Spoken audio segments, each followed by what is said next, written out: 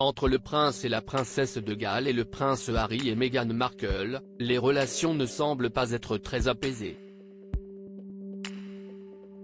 En effet, seulement quelques heures après les obsèques d'Elisabeth II, qui se sont déroulées le 19 septembre 2022, les parents d'Archie et Lilibet ont pris la décision de rentrer chez eux, à Los Angeles, pour retrouver leurs enfants.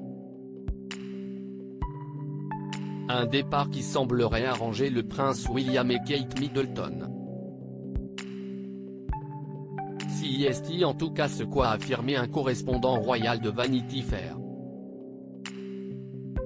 Après qu'Harry a annoncé son départ, William a convoqué des aides pour aborder l'avenir, dans ce que certains dans le cercle de William ont appelé les sommets d'en mai, a ainsi assuré le journaliste spécialisé en royauté.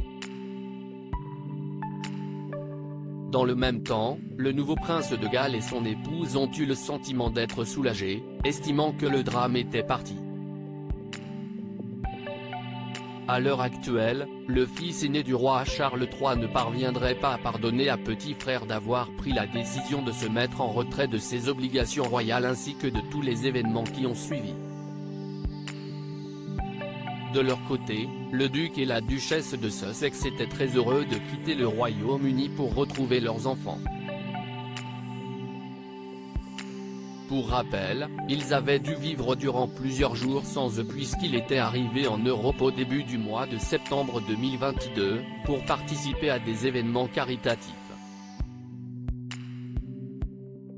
Meghan Markle et le prince Harry ont été privés de leurs enfants plusieurs jours durant leur séjour que la reine Elisabeth II a rendu son dernier souffle.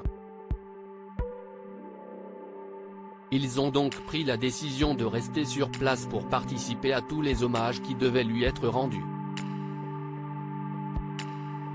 C'est la plus longue période que le couple a passée sans ses enfants. Même s'il avait l'esprit bien occupé par les funérailles d'Elisabeth II et tout le protocole qui l'accompagne, ils ont beaucoup pensé à leurs enfants et avaient hâte de les retrouver. Le proche de la famille royale a tout de même assuré qu'il pouvait parler à Archie et Lilibet par l'intermédiaire des appels visio tous les jours. Durant les obsèques d'Elisabeth II, les Sussex semblaient être très proches et plus amoureux que jamais. On a bien vu le réconfort que Harry donnait à Meghan lors des moments où ils marchaient ensemble et devaient ensuite aller dans des directions différentes, décrivait Pranav Bano, une invitée. J'ai remarqué à quel point Harry soutenait Meghan. Quand ils se sont séparés après la cérémonie, il lui a serré fermement la main. J'ai senti qu'il voulait s'assurer qu'elle se sentait à l'aise. Inversement, Meghan Markle a été présente pour son mari lors de toutes les étapes des hommages. Le meilleur mot pour décrire le langage corporel de Meghan lors des funérailles était discrète, a déclaré Jody James à page 6.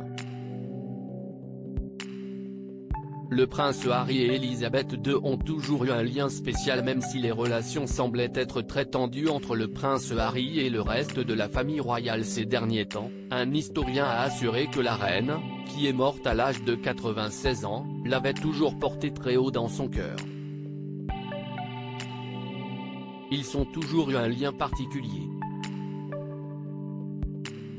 Je pense qu'elle était l'un des intermédiaires entre Windsor et la Californie, et cela aurait été l'un de ses souhaits les plus chers que la famille répare les choses, expliquait Robert Hardman.